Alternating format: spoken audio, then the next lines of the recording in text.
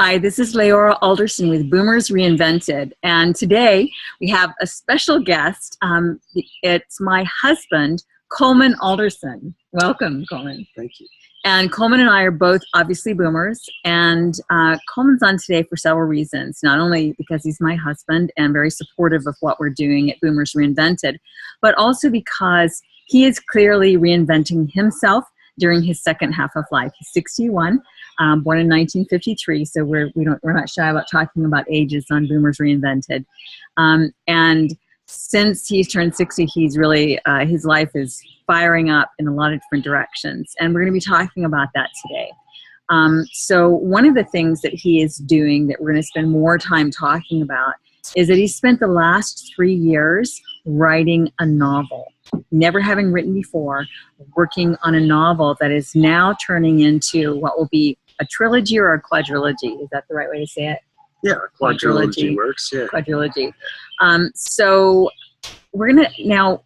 I know, since I know some of the answers and some of the background in this, I'm going to have to preface a little bit by saying, for some people, the novel that he wrote may seem to get into political avenues. And yet, so we're going to start there because I want to clear the air and set the stage for whether it is or is not political.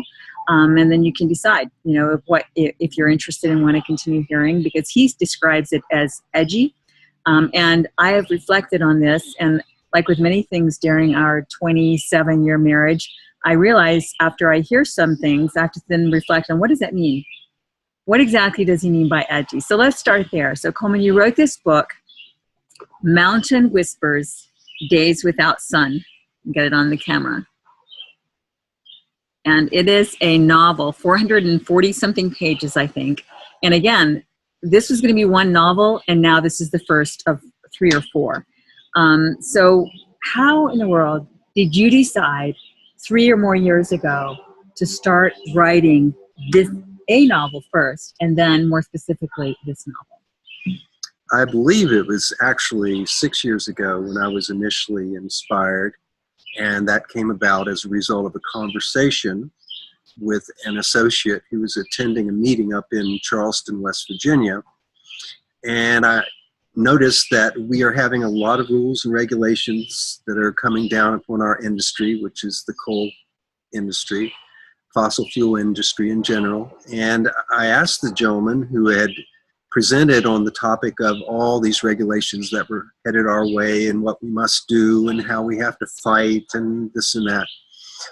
And I said, well, hey, Jim, what if the premise is wrong, or just that maybe we will have global warming, but it won't be as catastrophic as people are making out, especially the people making the rules are making it out to be. And he thought for a minute as if I'd actually touched on something, and then he shook his head and said, no, I'm afraid it's too late. The water's already under that bridge, and we have to deal with what is. Well, I'm not quite convinced about that, so I decided at that point to start looking into the issues and the back and forth. And so basically you mean research. You started doing a lot of heavy, deep research. Heavy, deep research. Reading even some novels like Michael Crichton's State of Fear. We'd already read a good bit of Atlas Shrugged, and we all may have, as a family, we've all read that. But I think we'd already read that by that time as well. So I had the sort of framework of, well, what happens when a larger body like a government begins to impose more and more into a free market system like the coal industry? And it turns out that indeed there seemed to be some discrepancies between what people were saying and how they were saying it, particularly when they got into the issue of the issue of global warming, which also converted itself into climate change. That issue, and as far as climate change goes, I believe in climate change. I think a lot of people do believe that the climate changes, so there's no denying climate change. But what they were saying is the science is settled. We've studied this, we know all about it, there's no more debate, case closed, we're moving forward. Which, if we say that the science is settled, then suddenly we've closed the door to science. And the scientific method is totally disrupted by that kind of approach, because the scientific method is all about testing the hypothesis. And your best scientists really want to prove that they're right. And if they're wrong, then that's scientific knowledge as well. But we don't see that in this particular segment of the, you might call it their industry, which has to do with promulgating new rules, regulations, and basically denying real science. And I realize this may be the first time people are hearing about this, but for ages, for many years, the same people that are now currently touting the rigors of an impending doom are also into a situation where they're 30 years ago they were talking about global cooling. And then they shifted to warming with these huge predictions that the Arctic ice melt would leave the Arctic wide open. There would be no ice. There'd be no North Pole with ice on it. And all of these predictions that were put out 20, 25 years ago have proven completely wrong. And yet these people are still in their high places pronouncing doom and gloom as if it's right around the corner. And I just thought, this is really pushing people in the wrong direction. It's pushing society. It's pushing our wonderful prosperity and all the industry that comes in to support it into a corner that's being continually restricted. So that was the main inspiration. I just wanted to find out that something in Denmark smelled a bit rotten, and I determined that I would try to find out. As far as the novel itself goes, that came as just a flash in the night, laying awake thinking about how can we do this? How can I, as just a non-scientific person who's interested in the topic, ever reach anybody with the same thing that other people are doing with. Could I interrupt you for just a second here? We are coming to you from the deck at our home, and I don't know if you hear in the background one of our dogs whining to get out of the scratching to get out of the door. So if you could continue addressing that to the camera, I will take care of the whining dog and I'll be right back. Sure. So okay, I'll be glad to fill in. So here's the deal. Stories are very powerful, and I have a sort of a hobby in writing, and I've always had something of a vivid imagination.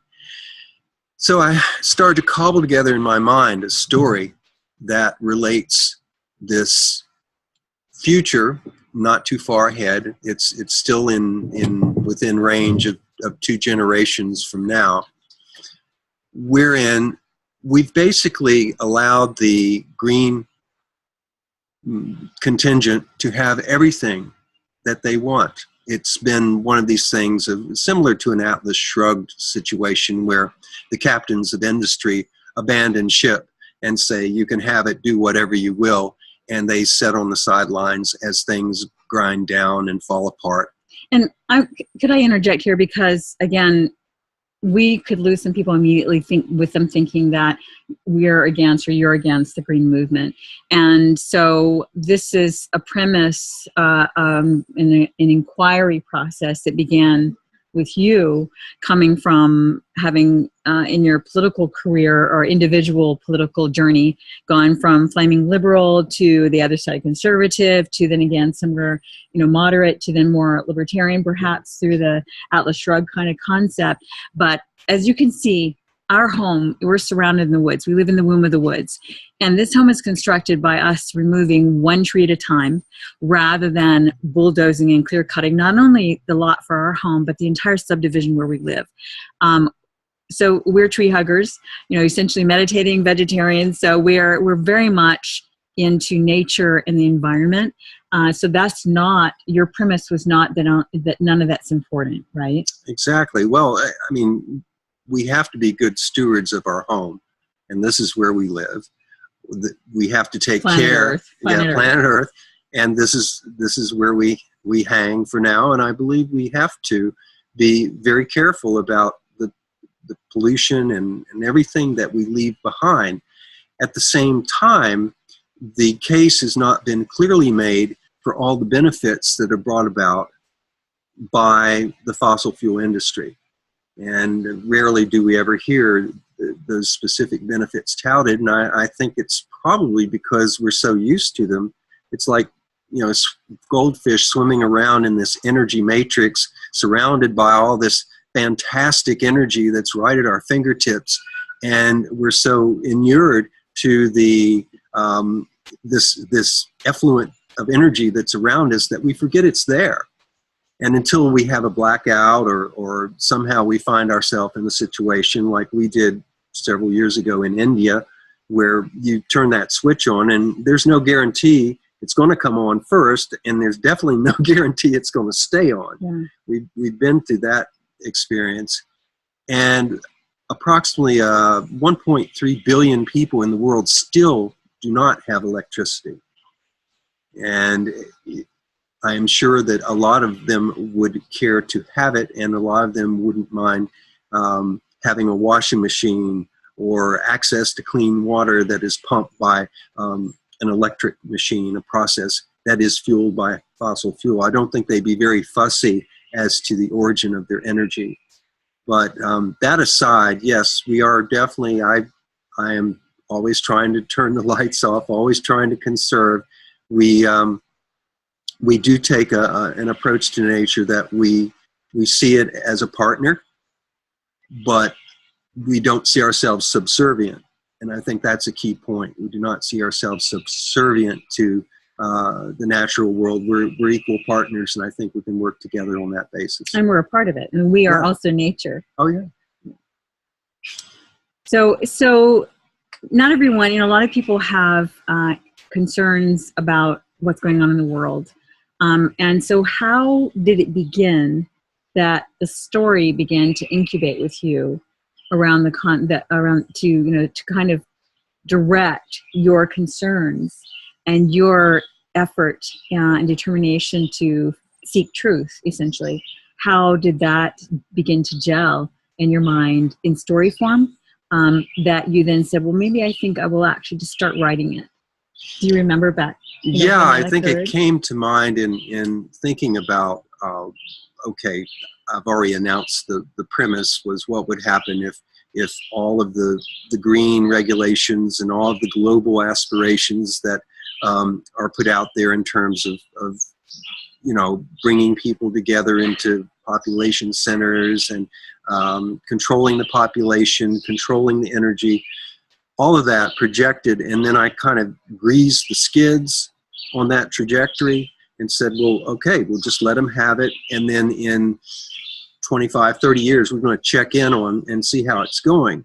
Well, in my mind, I just saw what some would think of as a utopic type situation as not working out too well.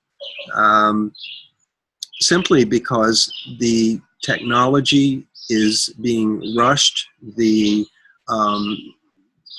appreciation for what we have in terms of how fossil fuel actually supports civilization is not there. So I just captured the future in terms of where we are now, accelerated it, and we wind up with a green dystopia, which things are not working out as people had imagined. And one of the situations is the climate has changed, but it's something of a anomaly. An anomaly. It has mystery surrounding it, which will be developed in the next few books. But there's an anomaly. You did an interview with Marita Noon of what's her site name? Remind me of her site name. The Citizens for. We should know that. Sorry, I put us on both in the spot. She's Sorry, the author Marita. of she's the author of Energy Freedom. Yeah, so we'll definitely. And she writes for Breitbart and several other national Right, publications. CFACT, and yeah, and we'll definitely post the link to her Right. book as well as her site.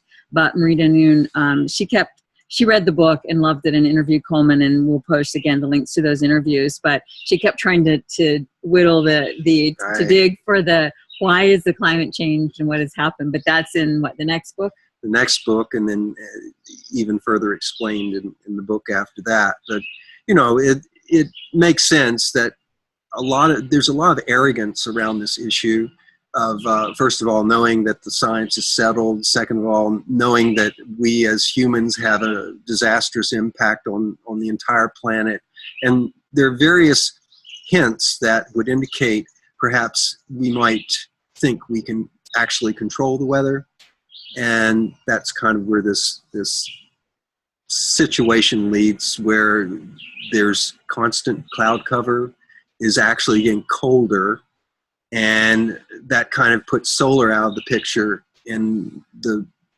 energy sources that exist, such as the wind turbines, are breaking down because they haven't thought through the prospects of having to build new wind turbines using wind turbine energy, which you cannot do. It's just, you can't do that. All the materials that are required to bring that together.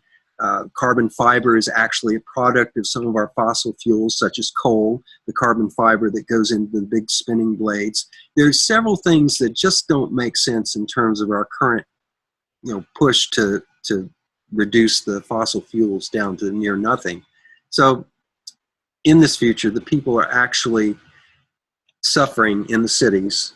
You have disruptions and sort of a surging sense of disquiet among the city dwellers, as well as on the outlying areas in the mountains. And I identify with the outliers in the mountains because I am from Central Appalachia.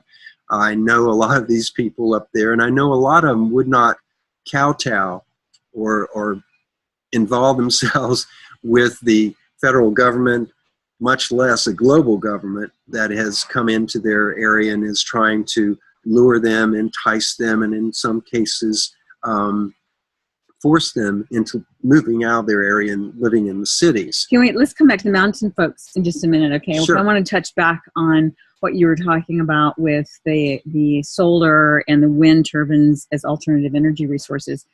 Because one of the things I know is that you and I are investors, and one of the things that we started looking into early on, and even back before 2004, around 2005, and so the early 2000s basically was alternative energy investments. Mm-hmm. We were gung-ho for that. We were really excited about it, and so we started exploring. You in particular were doing the research on that, which really brought you full circle from things like realizing that the hybrid cars were not efficient, and maybe I don't know if you want to go into why at this point. The wind turbines were not efficient, and whether you want to go into why. But basically, we were all on board of that. And the other thing is, so there's a lot of misinformation and misrepresentation that we see and hear in the media when it is we only go on the surface, when we're only picking up stuff on the surface. Yeah. That if people go deeper and start doing the real research, rather than the story from one site to the other, that gets proliferated, but that doesn't go deep and doesn't support itself with real science, basically. Well, just as a sidebar, I think you've really keyed in on the issue there. It's about informing ourselves, and in a non-expositional way. In other words, in long-winded explanations within my novel, you kind of get what's going on, and there are threads that are woven in throughout that indicate that certain regulations have come about, certain situations have come about that are causing hardships on all of the citizenry, versus the elite that are in charge of everything seem to be having a pretty good life in a fairly comfortable existence, which they seek to constantly embellish. But the green movement has plenty of positives to it. The concept of using the sun is a wonderful concept. We're not there yet in terms of its intermittency and its reliability and the ability to store. The same goes with wind, intermittency, reliability. It's hard to store that energy. And they actually, because of the ups and downs of the sun and the wind, the base load energy comes from the coal and the fossil fuel power, in some instances nuclear, but mostly the gas and the coal. They have to fill those gaps. And that makes them more inefficient, because imagine if you're driving a car and you're the coal company, and all of a sudden there's a demand to go fast. Well, you press on the accelerator. Oh, we're going too fast. Slow down. So you back off the accelerator, and that just does not make for an efficient use of the fuel, the fossil fuel. And not to mention that there's no way any business can really meet out its employee base and pay schedule and its profitability structure when it is that it's like a stop and go kind of operation. Exactly. So no one people have no clue about the hardships, and this gets back to, we're going to go back into the mountains as well with the mountain folks. And so there's so much misinformation along the lines of, we often see these pictures of the smokestacks with all this smoke billowing out. And I don't know what, maybe 50%, 80%, of those photos are actually steam, which evaporates in the air, and not actual pollution, especially now, because some of the regulations have been good. The coal scrubbers that make it clean coal, so to speak, were necessary, were good things, were good implementations, in the same way that unleaded gas was a good implementation for automobiles. Yeah, since I've heard the figure, I'd have to check it out, but since the 1970s, our country and other advanced countries have diminished their pollution by 90%. And that's the hallmark of a fossil fueled society that is rising in its prosperity. And other countries, the poorest countries, are the ones that pollute the most. So there's a little bit of a disjoint when people are saying you need to back off on the kinds of things that create the prosperity and equalize the resources and this and that. And I'm not sure that we need to raise everybody up into the level where we are. And that would have to involve deploying the use of fossil fuels. There's no way around that. And I think the key issue with the alternative fuels is they have to be made somewhere by someone. Currently, they're made in China. And the materials that go into them, there's a lot of rare earth materials that are particularly involved in the wind turbines, and other materials involved in the solar farms. So rare earth materials would be an example. Well, I don't have a name for a rare earth material, right? Uranium. No. Not uranium, but no. I looked it up at one point. I just don't remember. But they have a long string of names, and they're hard to. That's why they're rare. It's not that they're not in the earth. It's not that they're uncommon, but you have to go through a huge process of using acids and things to make them usable, bring them out of the ore. And when they do that, there are places in China that make where was that place up in New York, Love Canal? That make Love Canal look like the kind of place you'd like to go swimming. I mean, it really is it's awful. And the people in support of the wind and all this power are kind of blind to that. They don't want to think about the creation of all the pollution that comes about as a result. And neither do they really address the fact that wind turbines are like Cuisinarts for birds and bats, and they chew up a lot of animals, raptors. In fact, even endangered species are getting torn up. The other thing is they take up a lot of land. At the Altamont Pass, the wind turbines, they're out there in California. Some of them are aging out and they're being replaced. But the footprint for that is 50,000 acres. And that's a lot of land that could be put into other uses. here locally, just up the road, we have a Blues Creek power plant that's, oh, and by the way, that's like 500 megawatts for the 50,000 acres, which will power a medium-sized city. But here, just up the road, we have the Blues power plant operated by Duke Energy, and it puts out 2,500. And by the way, that's about 87%, so you might put out a little less than that, whereas when they tout the solar and the wind, they might say 500 megawatts, but the actual output is far, far less. We're talking 15 to 20%. So there you go. But the plant up north of us occupies 80 acres. So you look at the footprint, 80 acres for 2,500 megawatts versus 50,000 acres for, a minuscule amount relatively, but it feels good. So we have to get out of the emotional realm and start examining the rational, and that's the same for the urge to push into these renewables as a primary source of energy. One thing I ask people, if you had a son or a daughter that had needed to have an emergency operation that would take hours, would you rather they be under the knife powered by lighting from a solar plant or something like a windmill, or would you rather have reliable energy coming from nuclear or fossil fuel?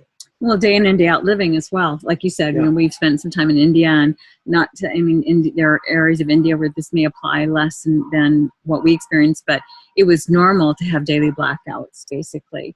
And I know that there are countries where that happens, and even there have been places in this country where that has started to happen, I believe. But so I think the thing is, what you're saying is what really began to fuel your inspiration for the novel was informing yourself. And then rather than just saying, like the guy that you spoke about in the very beginning, well, it's too late for that, to check your premise on that and say, is it too late? Is it too late to at least speak out and report what I see? And, maybe how can I do that in a way that also ties in with something else we love to do, which is to create, to be creative, right, and to exercise your creative spirit. And it's a combination also of trying to be entertaining and informative at the same time, which is a balance, of course. And the characters in the book are, in my estimation, very vivid. Yeah, and they are. And they all have their own issues, no doubt, and they're all struggling on their own, on their own personal fronts. But what I wanted to paint a picture of it is real, people at the effect of what is being implemented currently and will be implemented on down the road. Just give them a stage whereupon they act out the impact of what has come down to affect them. So I think the heroes are portrayed in various ways. There's the mountain heroes. There's a young man that's working in the city. He's a recruiter that tries to bring people in from the outside to live in the city, offering them incentives, medical care, that sort of thing. And he's very gung-ho in the beginning. And as the story progresses, he begins to discover that, hey, maybe this is not quite what people are saying it is. Maybe there's something else going on here that I'm beginning to become aware of. And which kind of describes your journey to some extent, doesn't exactly. it? And it just sort of, the mission loses its luster for this particular character, and he's going to have a very interesting life in the story. But I also wanted to portray what it's like for younger people, because I hopefully will have some of the younger people identify with the sort of the idealism and the futures ahead of you and all that, and detail in a way what prospects they may have or may not have as a result of the the shutdown on the energy, the backing out of the fossil fuels and all that. Yeah, excellent. So when you decided to start putting this in novel form, because we still haven't, I think, really captured that moment when you just decided that, you know what, I'm going to write a book. Yeah, well, it's part of it. Yeah, I knew I was going to write a book, and I was doing touring and going around looking at various, doing research, looking at various places like in West Virginia, and we visited a gravestone. My daughter and I were on a trip of the Coal Wars that happened in West Virginia. And being a novelist takes you into all kinds of history. You're studying, psychopathology. You're studying about weaponry. All these kind of just a wide range. And we were up there looking at the sort of following the historic trail of the Coal Wars in West Virginia, which are very violent. And what year? What era was that? Well, it really was around the early 1900s into the 1920s, particularly 1920, 1921. And anybody can look it up and read about the Battle of Blair Mountain is one incident. And before that, the shootout at the Matewan Massacre, they call it. And I was at the gravestone of one of the heroes, supposedly, of the Matewan Massacre, Two-Gun Sid Hatfield. They also called him Smiling Sid Hatfield. And I won't get into all of his history. That might be a spoiler. But I thought, what if years in advance, this guy's a hero that's been, martyred and buried. If some old fella decided to visit the grave and kind of spill his guts out about all the problems they were having in the area and all this, and that's how it really started. And then building on that character of the older fellow visiting and drinking with this guy and pretending like he's drinking with him. It just had a riveting effect on, okay, now what's next? What's going to happen, and how am I going to expand this guy's existence as a character? Yeah, just the imagination runs. It gets very creative, and it keeps expanding. That brought to mind when you were saying that, the quote in the very beginning. It's a quote by Emily Bronte, and it is, "What have those lonely mountains worth revealing? More glory and more grief than I can tell." So that ties in with some of what you uncovered in your research, as well as what you write into your novel, Mountain Whispers, Days Without Sun. So our audience, as you know, are comprised of a lot of different people, not just boomers, but especially baby boomers and beyond, which those are people born between 1946 and 1964, roughly, give or take a few years. We have a number of actually younger people that are enjoying our articles as well. So whether it's boomers or anyone else, this concept of starting and publishing your first novel, at age 61, basically, and, owning now the fact that you are a novelist, that you're an author, you're a published author, and that, that decision, it could have gone either way. Right. So for anyone who thinks and wonders of, well, he can do it, but I can't, kind of thing. And, this concept of reinventing oneself and even taking yourself from beyond the comfort zone of complaining about or bemoaning the conditions and the situation and the lack of information amongst the populace, to turning that frustration and research into something viable. What can you share about that journey, how it's been for you to transform, in a way, the negative into something creative and positive, and anything you could also, I know it's a big question, so just take any avenue of that you'd like to, as far as recommending and inspiring others to take that, that fork in the road. Well, I think everybody has a story. Everybody carries a story within them, and it's their life, their unique experiences, their heritage, what their passion is all about. Doesn't necessarily mean you have to go out and write a book, but we all have a story that's linked to our purpose, that's often linked to our passions. And we all have imagination. And we all have imagination. We can all cook up some pretty crazy ideas at times. And I just, it's kind of like lassoing something that goes by, and you think, well, I may or may not hook onto this, but if I do, I'm going in for the ride. I'm just going to jump on that pony and ride it. And that's pretty much what happened. It does take a commitment, but I will say that creativity can form a loop and begin to inspire itself. It's like they talk about fear. You something scares you, take off running, and then all of a sudden you're afraid because you're running. It's just like woo. And it's like creativity is you're creating because you're creating. And to me, that there's a closeness, a proximity to the life force, and however you want to encapsulate that as the great power or God, or however you want to create that. To me, it's just drawn me closer to that energy. And after a while, that's where you are. That's what you do. And you wake up in the middle of the night, you have ideas, you scribble them down.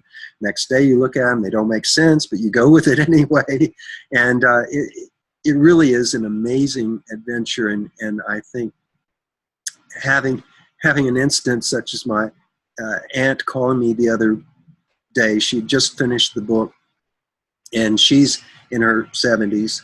She calls me up, and she has a beautiful Southern accent. I just love her. And she says, Coleman, you've missed your calling. You should have started writing long ago. So I'm on the phone going, okay, I'm 61, 62, and I've missed my calling. So she was very sweet and very dear, and I just so you're starting your calling. But that's part of the message, is that it's never too late to start your calling. Exactly. If you haven't done it yet. Yeah. And to take on more than one calling. And we've had a lot of callings in our life together, and both of us prior to that. And, I think life is just full of these passages. And if a door opens to express your creativity, by all means, walk through it. See what's on the other side.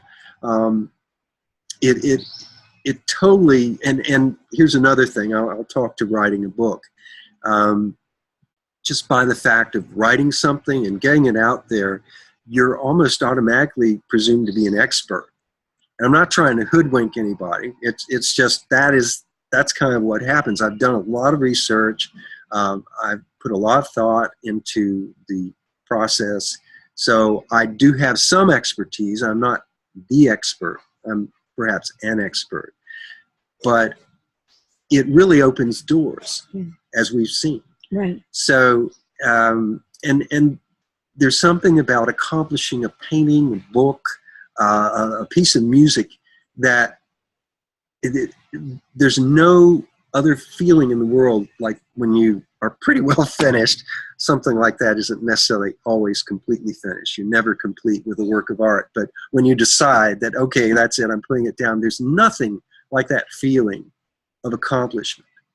Yeah. And you're like flying on cloud 9, and there for a while it's you kind of amaze yourself that, my gosh, I've actually done this. Right. And then you keep going. You don't, as some of my writer mentors say, you don't stop and sit on your laurels. Yeah. It doesn't work. You have to keep that process, keep that creative flywheel turning, and it's an adventure. It's a wonderful way to keep launching yourself into the world. And one of the things that we do a lot of in our family is, of course, learn from all kinds of people and mentors through actual programs and direct contact, as well as through the books that they write and the blogs and the articles that they write. So who are some of your writing mentors? Well, I started off primarily with Michael Crichton, and I never knew the man. I've read a good bit of his work. He's the one responsible for Jurassic Park and that series, and he did the TV series Emergency, I think well, he also wrote State of Fear, which was a very good coverage of the global warming movement at that time. Stephen Pressfield has to be up there at the top, and Steve has, with his things on the war of art and Do the work and the professional and going pro. Yeah. He's done so many, plus he's a great fiction writer as well. Yeah, Bagger Vance, the Legend of Bagger Vance, and the Gates of Fire. Writing about the Thermopylae and Killing Rommel. Which you did a review of that on Boomers Reinvented, so we'll link to that as well. And then Bob McKee, who is a screenwriter in his own right. He's been around for ages, but he's inspired so many screenwriters with his seminars on story. And I was able to go out to Los Angeles and attend a 3-day seminar. And I really agree with the promo where it said it's like 4 years of college all wrapped up into 3 days. He really nails it. And his book and his lectures are just totally, I'm lacking a hyperbole, just totally informative and applicable, and you can definitely benefit by checking out any of his work.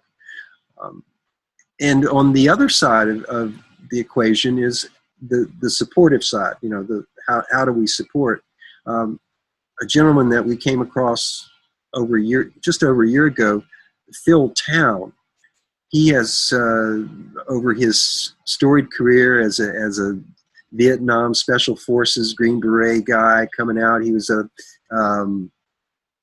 river guide on the Colorado River for 14 years. His circumstances were he was kind of picked up and mentored by this Wall Street guy they called the Wolf. It has nothing to do with the movie that just came out, but he learned how to do finances with this fella, launched out on his own, and his career's just been a fantastic tale of success. And our connecting with him, so this is Phil Town of Rule 1 Investing, and our connecting with him is an example of how we're on this ongoing autodidactic journey as a family, right, of constant self-education and learning, even if it's something that we didn't think necessarily we were interested in. So in January of 2014, our daughter Devani and I went to Atlanta for a three-day seminar put on by Phil Town and Rule 1 Investing, where we learned to go deeper. And they're wonderful people, very low-key, laid back, but informative. It's like their passion is to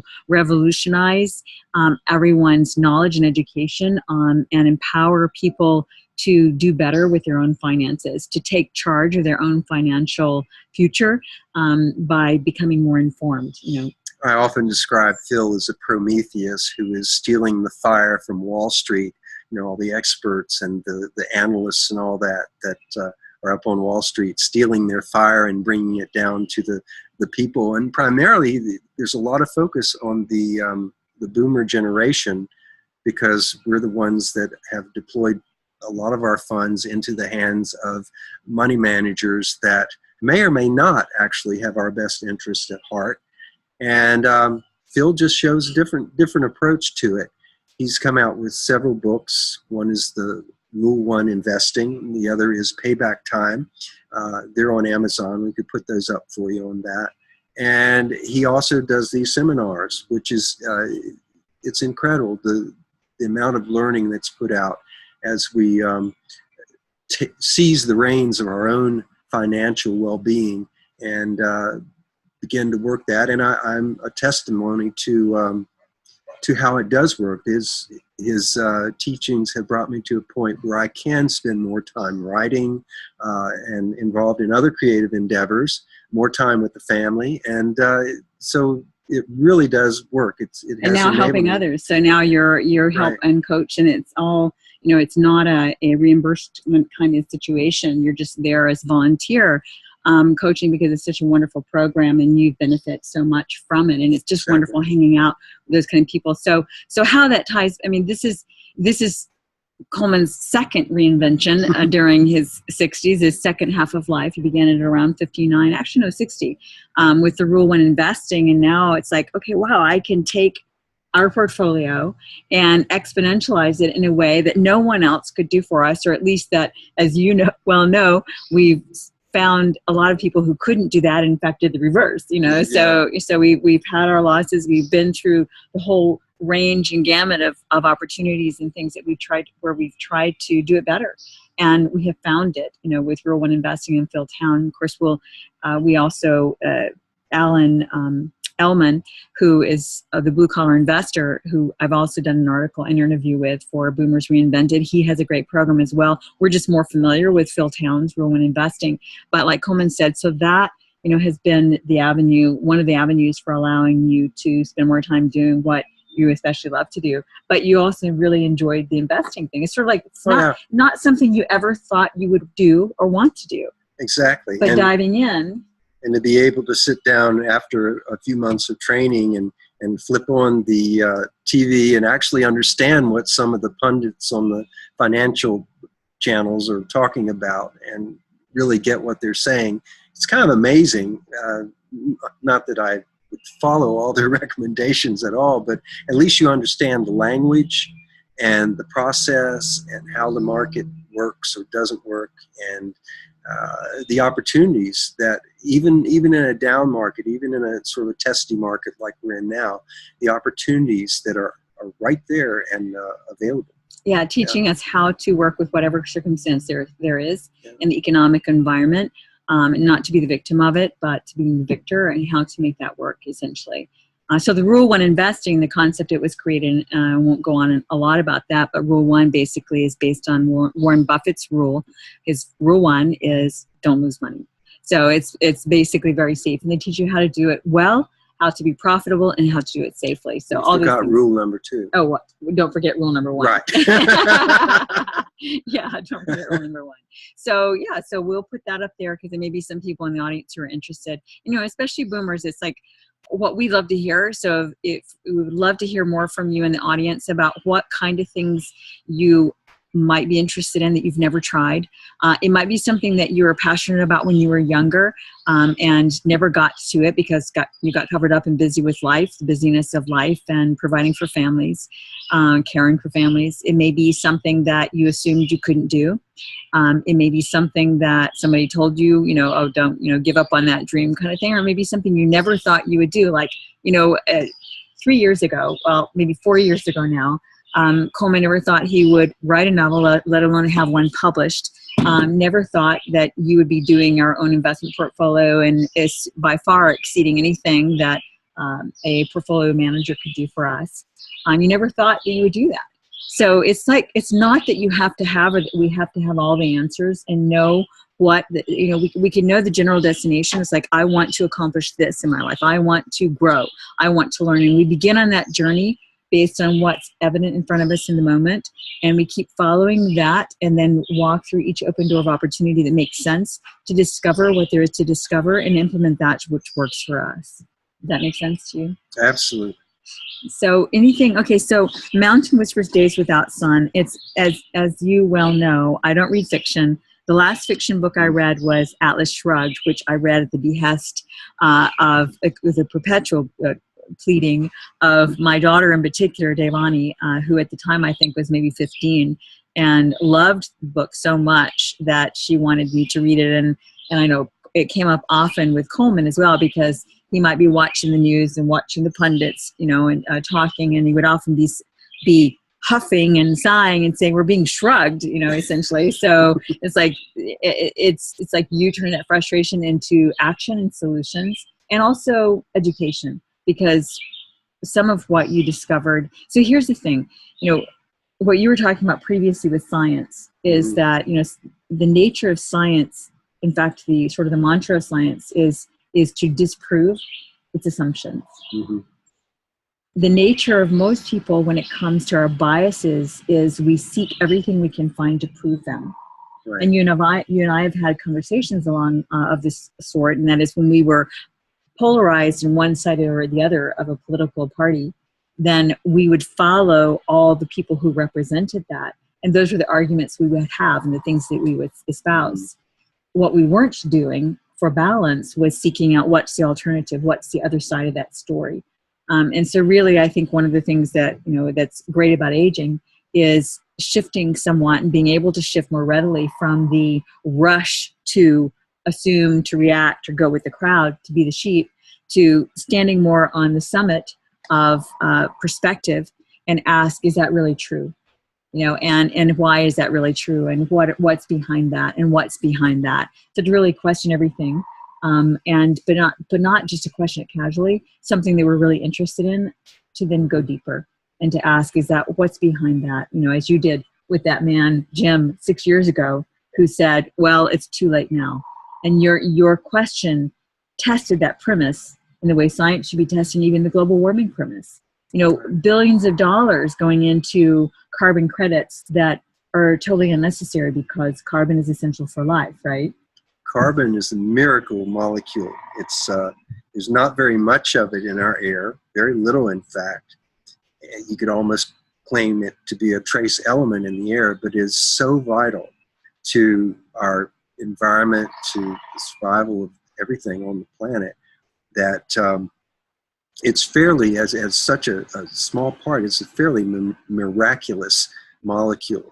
And there's some great books out there that talk about that. I'll just check out CO2 and then the benefits, because we don't hear too many claims about the benefits of CO2.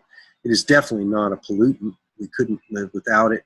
And some are even saying there's kind of a major shift these days that I'm sensing. Climate change. Yeah. It's a climate of attitude. Yeah, there's right? a climate of this sort of momentum is changing, in that people are beginning to question the settled science. They're beginning to use their common sense and saying, well, that, being settled in science doesn't match up. It's oxymoronic. Yeah, what else is there? And that's the key. We all need to get involved, get educated, and pay attention to what's going on out there, so that if something comes to our neighborhood that looks a little intrusive in terms of what they plan to do with people's property rights or whatever, we're at the ready. If a school board, like they did in West Virginia, says, well, we're going to disallow any counter to the teaching of global warming, of the accepted science on climate change, you will not have a counter teaching to that, which thankfully the school board up there decided, with some pressure from the outside, to not impose. But it's out there, and it's a constant kind of thing. But I also think they're getting a little more desperate.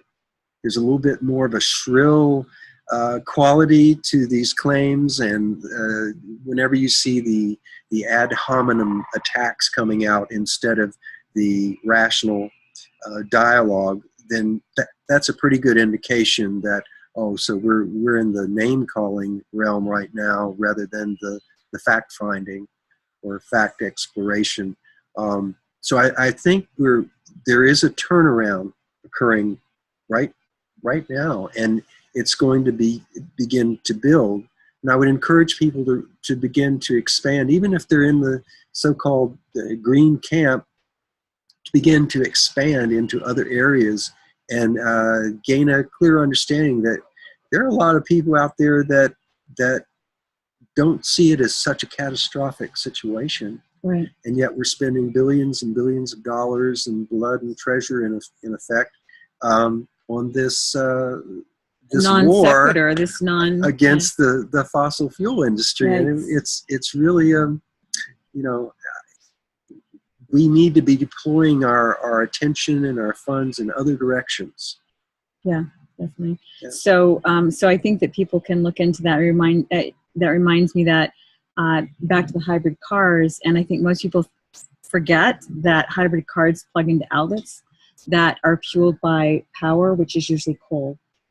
So even driving a hybrid car is not, and then there's the issue of the corn and the gunking up of the engines and all these things. However, you and I, we're all for solutions. That's the big thing. We're for solutions and we're for progress and growth and environment. So it's not throwing one out without the other, but it's being informed and being on the side of solution seeking versus name calling and assumption of everything's so bad kind of thing. And we know that if just as inventions have come down the pike, it was the petroleum industry that saved the whales way back when people were burning whale oil for light and fuel, and it was the gas industry that brought Britain out of its smoggy, coal-filled, foggy thing where you couldn't see your hand in front of your face, and people had all kinds of issues with breathing and everything. And it was coal actually that saved the forest, because people were then burning coal. That's and right. then, so we stage these things. We find a new source of energy, and then we clean it up.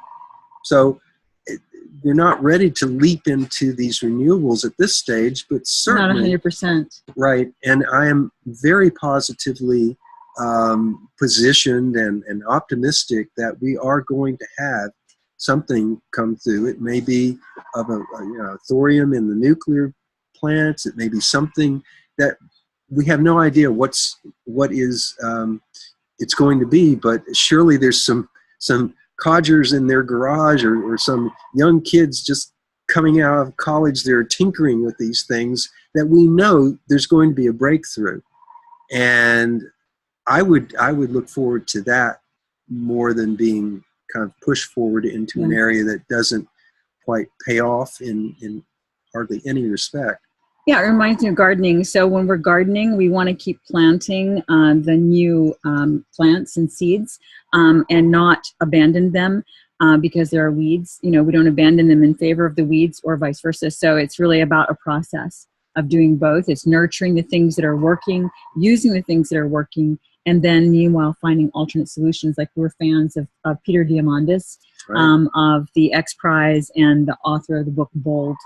And author of Abundance, right? And so that we meet amazing and inspiring people, young and older, all the time, who are really being a part of the solution and who clearly are out of the box thinkers, who make us confident that basically there's a lot to be hopeful for. And that we're all heading in the right direction, essentially. So I left off earlier saying that I don't normally read fiction, but I am reading Mountain Whispers, Days Without Sun, and I'm reading it mostly on my Kindle, on my iPad, and I'm loving it. And I'm not, and the thing is, of course, I'm biased, but because I'm not big on fiction, it's I think remarkable that it's really pulling me in and making me want to, it's a page turner. It's a page turner. And we've had enough people who are authors as well as, avid readers who feel the same. So it's not just Coleman's wife saying, go get his book. It's really very interesting, very well written, interesting and engaging. And like Coleman said, flawed, troubled characters, whom most of us though can identify with on some level. And I know that I'm not going to want to get to the end, about in the middle of it. I'm not going to want to get to the end because I will be ready for a book too. And I'll be hearing about it. So have you set an internal timeline for when you think the book 2 is going to be done? Well, springtime seems to be a good time to Springtime bring the new products forward. So, we came out on basically April 15th, a day of significance. Yeah. And I think things should be in line by next year. In April. I know. I think it was just yesterday morning. Coleman woke up early. I think it was around 5 a.m. and he just disappeared. Normally he's going in and he's getting us lemon water and coffee, and he just disappeared. I didn't hear or see anything. And it turns out he woke up thinking about one of the chapters and the scene actually in one of the chapters, and was off writing it early. So you get into the flow. I know you've set aside time in the past, but you also just kind of get into the flow of it. works on its own in a way. It begins to develop on its own. It's like any thought process that you invest some time and energy into. So I know that people really love to read it. I hope you'll go and get Coleman's book, Mountain Whispers, Days Without Sun. It's on Amazon. We'll, of course, put all those links. And let us know what you think. Leave a review on Amazon. And if you're interested in writing a novel and you never have, then send a note to Coleman. We'll put his contact information there as well. And just let us know what you think. So any parting words? Well, just I think we just need to live in a state of gratitude more about all the things that we have and the way we live, our lifestyle, and the ease with which we can do everything. And the reason we have all this is because we have a energy source that is reliable. It's fairly cheap, it's abundant, and we really need to think carefully before we start ceding that source to other forms of energy. And we just need to think rationally, move in measured steps, and we're going to get there. It's just we don't need to move as fast as the some of the powers that be want to compel us to move.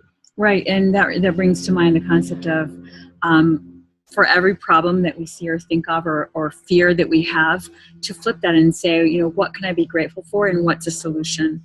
You know, and including then putting any frustration into some kind of creative outlet, as you've done, you know, with Mountain Whispers, and, you know, amazing things can happen. So, well, thanks for doing the interview. Oh, sure, sweetie. Glad to be here.